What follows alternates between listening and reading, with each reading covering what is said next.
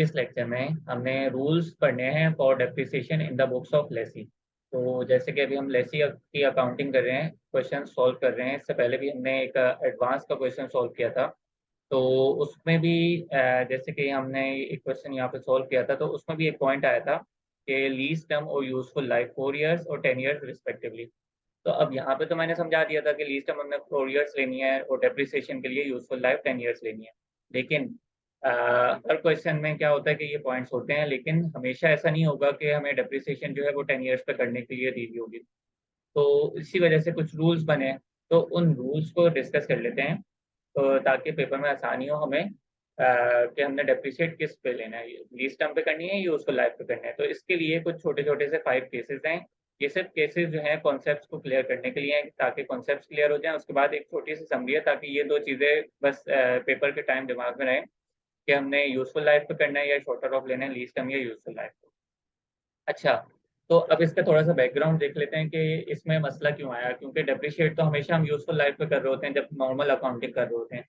लेकिन यहाँ पे मसला ये आया कि एक छोटा सा कॉन्सेप्ट है सब्सटेंस ओवर फॉर्म का। उसमें क्या होता है कि हमने रियलिटी में देखना होता है कि एज अ रियलिटी जो है वो एसेट किसके पास है। तो एज अ रियलिटी जो है वो एसेट जो है वो लेसी के पास है। ठीक है।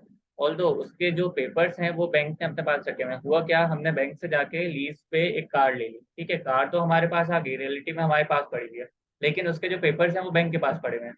तो जब रियलिटी में कार हमारे पास आ गई है तो डेप्रिशिएट भी हमें करना है अभी उसे। ठीक है, अब डेप्रिशिएट हमें करना है, तो अब फिर डिसाइड होगा कि हमारे पास कार कितने टाइम के लिए है। ठीक है, तो उन उसके हिसाब से जो है ये 5 केसेस हैं, ताकि पता चल जाए कि हमने डेप्रिशिएट किस हिसाब से करना है। तो एक एक करके इन केसेस को देखते हैं, ताकि हमारा एक कॉन्सेप्चुअल जो है हम क्लियर हो जाए। तो केस 1 में मैंने क्या लिखा कि ओनरशिप जो है वो ट्रांसफर हो जाएगी लेसी को eight the end of lease term. ठीक है, ये शुरू में हो गए, ये जितने केसेस है ना, ये सब लीज टर्म जब हम बना रहे होंगे ना फर्स्ट डे पे, तब डिसाइड हो रही होंगी सारी टर्म्स एंड कंडीशन। ये बीच में या एंड पे ऐसा कुछ भी नहीं होता, ये बिल्कुल फर्स्ट डे पे डिसाइड होता है कि हमने हमारे पास लीज टर्म कितना होगा, यूजफुल लाइफ कितनी होगी, ये सब फर्स्ट डे पे डिसाइड हो रहा होता है। तो फर्स्ट डे पे केस 1 में ये डिसाइड हुआ कि ओनरशिप जो है वो ट्रांसफर हो जाएगी लेसी के पास at the end of lease term. ठीक है, बिल्कुल ये नॉर्मल सी बात है। हो सकता है बैंक से हमने कार लीज पे ली, फॉर एग्जाम्पल 5 साल के लिए, 5 साल बाद हमने बैंक को जाके बोला कि भाई या तो और पैसे ले लो, या हमारा ये मतलब फर्स्ट डे पे ही डिसाइड हो गया था कि 5 साल बाद वो हम कार ले लेंगे। तो इसका क्या, लीज टर्म दी हुई थी, ये सब एग्रीमेंट जब बना उसमें क्या था, लीज टर्म दी हुई थी 6 इयर्स, यूजफुल लाइफ दी हुई थी 7 इयर्स, और एनुअल रेंटल इन एरियर्स ये है 900,000 के। अच्छा, अभी इनको छोड़ देते हैं, सिर्फ ये डिसाइड कर लेते हैं कि लीज टर्म पे करना है या यूजफुल लाइफ पे हमने डेप्रिशिएट करना है। तो अब यहाँ क्या हुआ कि ओनरशिप जो है वो हमारे पास ट्रांसफर हो रही है लीज टर्म के एंड पे। लीज टर्म कितना है, 6 इयर्स के एंड पे।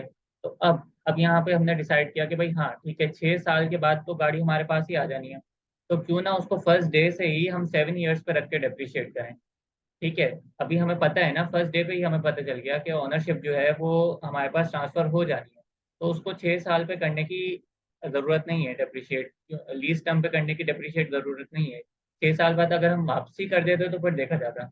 लेकिन वो 6 साल बाद जो है वो हमारे पास कार आ जाएगी, तो फर्स्ट डे पे ही उसको हमने 7 इयर्स पे डेप्रिशिएट करना है। तो इससे हमने अभी फर्स्ट केस से सिर्फ ये डिसाइड हो गया कि किस तरीके से हमने इसको 7 इयर्स लिया।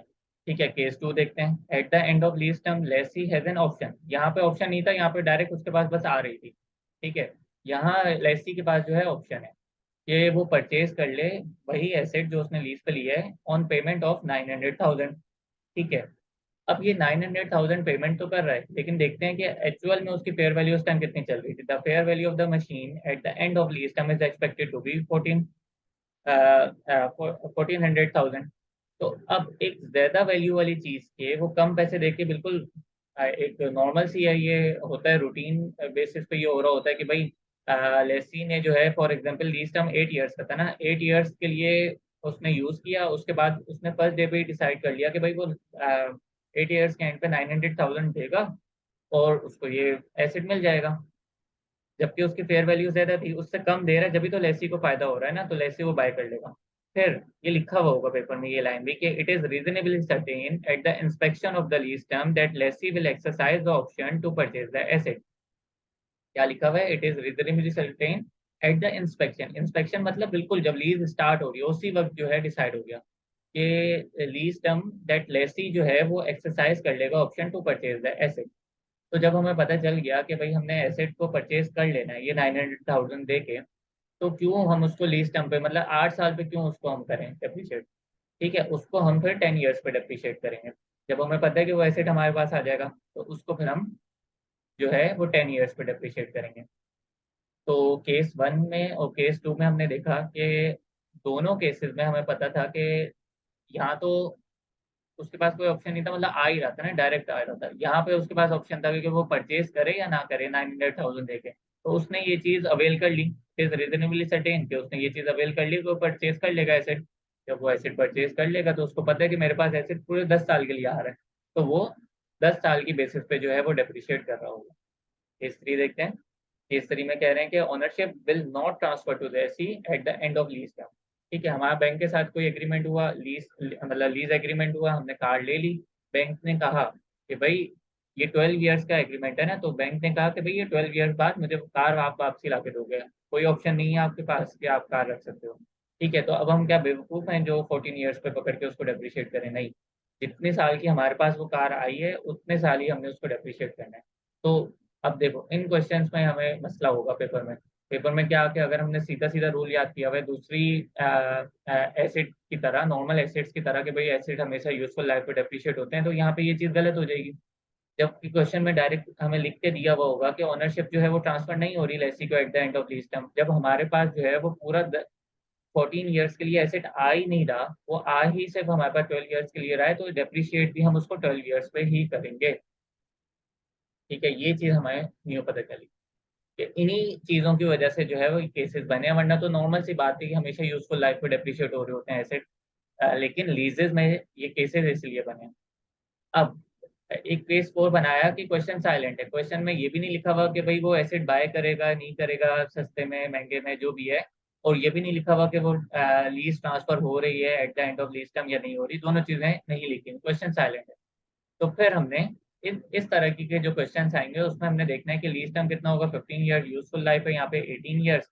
तो हमने जो भी शॉर्टर अमाउंट ईयर्स होंगे ना उसके ऊपर डेप्रिशिएट कर देना है। ठीक है, ये एज्यूम करना है हमेशा कि अगर पेपर में कुछ भी नहीं दिया हुआ तो जो चीज़ शॉर्टर ऑफ होगी लीज टर्म और यूजफुल लाइफ में से उसमें से डेप्रिशिएट कर देना है। तो यहाँ पे कौन सी है, 15 ईयर्स, तो यहाँ पे हमने 15 ईयर सेलेक्ट कर लिया। और केस 5 है लास्ट केस के व्हेन क्वेश्चन इज, हाँ क्वेश्चन में क्या होगा कि लीज टर्म जो है वो ज्यादा है यूजफुल लाइफ से। तो ऐसा प्रैक्टिकली सोचा जाए तो हमें थोड़ा सा समझ नहीं आता कि भाई ऐसा कैसे हो सकता है कि उसकी लीज टर्म, लीज की जो टर्म है वो ज्यादा हो गई जबकि उसकी यूजफुल लाइफ ही कम थी। एक एसेट की फॉर एग्जांपल यूजफुल लाइफ 5 साल है और लीज हमने 10 साल के लिए ले ली, तो ये चीज मतलब एक नॉर्मल इवेंट नहीं है।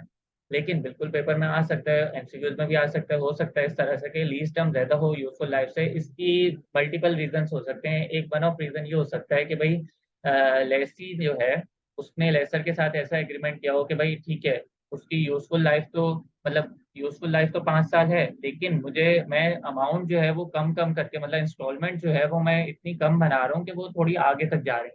तो बिल्कुल ये एक अगर दोनों के अंदर लेसी लेसर के अंदर अंडरस्टैंडिंग है तो वो बिल्कुल इस तरह से एक लीज बना सकते, एक लीज एग्रीमेंट बना सकते। तो यहाँ क्या हुआ, लीज टर्म 8 ईयर्स हो गई, यूजफुल लाइफ 5 ईयर्स हो गई।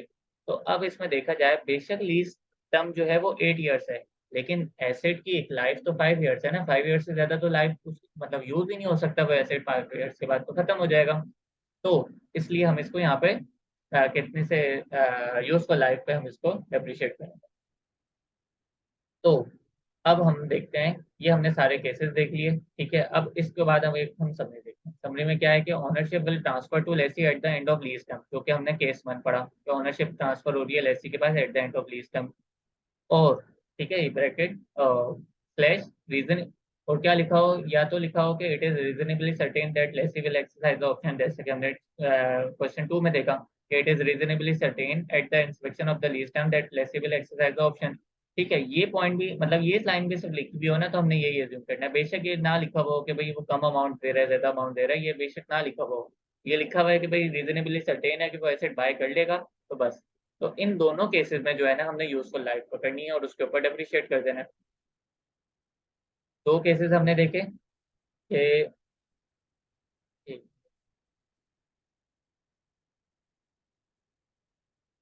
यहाँ पे इसको ग्रीन से मार्क कर लेते हैं कि हमने यूजफुल लाइफ पे करना है। दो केसेस कौन से, मतलब ये एक ही है, लेकिन उसको मैंने दो तरीके से लिखा हुआ है कि ownership will transfer to lessee at the end of lease term. इस तरह से भी दिया हो सकता है या ये भी दिया हो सकता है कि इट इज रीजनेबली सर्टेन कि लेसी जो है वो एक्सरसाइज कर लेगा ऑप्शन। तो उसको फिर जब दोनों तरीकों से हमें पता चल रहा है कि एसेट हमारे पास आना है, तो उसको फिर हम यूजफुल लाइफ पे डिप्रिशिएट करेंगे, फिर हम लीज टर्म पे नहीं करेंगे। और दूसरा केस क्या हो सकता है कि ownership will not transfer to lessee at the end of lease term, ownership हमारे पास नहीं आ रही लीज टर्म के बाद, तो फिर हमने शॉर्टर ऑफ पकड़ना है लीज टर्म में से और यूजफुल लाइफ। ठीक है, यहाँ जरूरी नहीं है कि हमेशा लीज टर्म लेना है या यूजफुल लाइफ लेने, जो शॉर्टर ऑफ अमाउंट होगी ठीक है उसको हमने पकड़ना है और उसके ऊपर डेप्रिशिएट कर देना है। तो इन दोनों केसेस को जरा क्वेश्चन से मैच कर लेते हैं, जो हमने अभी केसेस पढ़े हैं कि भाई हमने सही पढ़ा है या नहीं पढ़ा। पहले इस केस को देखते हैं कि ओनरशिप हमारे पास आ रही है और रीजनेबली सर्टेन है। तो जैसे कि ओनरशिप जो है हमारे पास यहाँ पे आ रही है लीज टर्म के एंड पे, तो हमने यूजफुल लाइफ पे डेप्रिशिएट कर दिया। सिमिलरली रीजनेबली सर्टेन थे, हमने यूजफुल लाइफ पे डेप्रिशिएट कर दिया। अब ये वाले केसेस देखते हैं कि ओनरशिप नहीं आ रही है हमारे पास, तो शॉर्टर ऑफ पे करना है। ओनरशिप नहीं आ रही है हमारे पास, या इस ये ऐसे समझ लें कि ये दो केसेस के अलावा, ठीक है, इस एक केसेस के अलावा जितने भी केसेस होंगे ना उस पर हमने शॉर्टर ऑफ पे करना है। तो यहाँ पे ऑनरशिप हमारे पास नहीं आ रही, हमने बोला लीज टर्म और यूजफुल लाइफ में से शॉर्टर क्या है, 12 ईयर्स है, तो 12 ईयर्स पे डेप्रिशिएट कर दिया। यहाँ पे लीज टर्म और यूजफुल लाइफ में से क्या है 15 ईयर्स, तो 15 ईयर्स पे कर दिया। यहाँ पे लीज टर्म और यूजफुल लाइफ में से क्या है 5 ईयर्स, तो 5 ईयर्स पे कर दिया। तो आई होप ये रूल्स पता चल गए होंगे डेप्रिसिएशन के in the books of Lesi. तो जैसे कि इससे पहले हमने क्वेश्चन में क्या था कि लीज टर्म और यूजफुल लाइफ 4 ईयर और 10 ईयर दी हुई थी, तो इस क्वेश्चन में भी लिखा हुआ था कि at the end of lease term MTL has an option to purchase the machine on payment of, ठीक है, 2 मिलियन, जो भी पेमेंट हो। फेयर वैल्यू उस वक्त की मशीन की क्या चल रही थी 3 मिलियन, एक ज्यादा वाली अमाउंट एसेट को, फेयर वैल्यू को हमने कम पैसों में देकर बाय कर लिया, बिल्कुल ठीक है। तो जब इस तरह का केस आ जाए और क्या लिखा हुआ है कि वो परचेज कर रहा है, ठीक है, eight the end of lease term में वो एसेट जो है वो परचेज कर रहा है, तो अब हम कहें 4 ईयर्स लें या 10 ईयर्स लें। जब हमारे पास एसेट आ जाने हैं तो पूरा 10 साल ही हम उसको डिप्रिशिएट करेंगे ना। तो ये जो केस था वो ये वाला केस था कि ऑनरशिप जो है वो ट्रांसफर हो रही थी एसेट लेसी के पास। तो आई होप ये लेक्चर भी अच्छे से समझ आ गया होगा। That's all for this lecture.